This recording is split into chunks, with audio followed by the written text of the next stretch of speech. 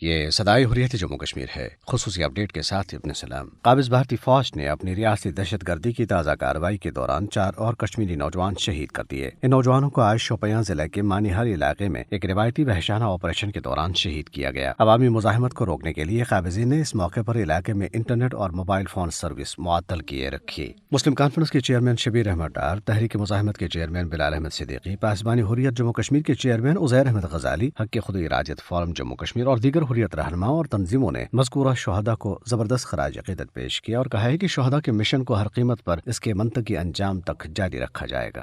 دریاسنا بھارت کے غیر قانونی زیر تسلط جموں کشمیر میں آج مسلسل دوسرے روز بھی یوم پاکستان کے موقع پر پاکستانی جھنڈے لہرائے گئے اور پوسٹر چسپاں کیے گئے۔ پوسٹرز میں پاکستان کے ساتھ وابستگی کا اظہار کرتے ہوئے اس کے استحکام اور خوشحالی کے لیے نیک خواہشات کا اظہار کیا گیا۔ تحریک حریت جموں کشمیر کے رہنما غلام محمد صفی اور اسلامی تنظیم آزادی کے چیئرمین عبدالصمد انقلابی نے یوم پاکستان کے موقع پر عوام اور حکومت پاکستان کو مبارکباد پیش کرتے ہوئے کہا ہے کہ پاکستان رب العزت کی طرف سے ایک انمول تحفہ ہے۔ انہوں نے کہا ہے کہ کشمیری قوم پاکستان کو قدر کی نگاہ سے دیکھتی ہے اور ہمیشہ اس کی بقا، سلامتی اور خوشحالی کے لیے دعا گو رہتی ہے۔ ایک کشمیری وفد نے اقوام متحدہ کے انسانی حقوق کونسل کے 46ویں اجلاس میں آن لائن شرکت کرتے ہوئے کونسل پر زور دیا ہے کہ وہ بھارت کے زیر قبضہ جموں کشمیر میں محاصروں، پابندیوں، فوجی مظالم، نسلی امتیاز، تعصب اور عدم برداشت کے بھارتی رویوں کو روکنے کے لیے ٹھوس اقدامات کرے۔ پی ڈی پی کے صدر اور سابق کٹھ پتلی وزیر اعلیٰ محبوبہ مفتی نے جموں کشمیر کی خصوصی حیثیت کی بحالی تک انتخابات لڑنے سے انکار کرتے ہوئے کہا ہے کہ انتخابات نہ تو ان کی پارٹی کی ترجیح ہے اور نہ ہی تنازع کشمیر کا حل۔ اپڈیٹ ختم ہوا۔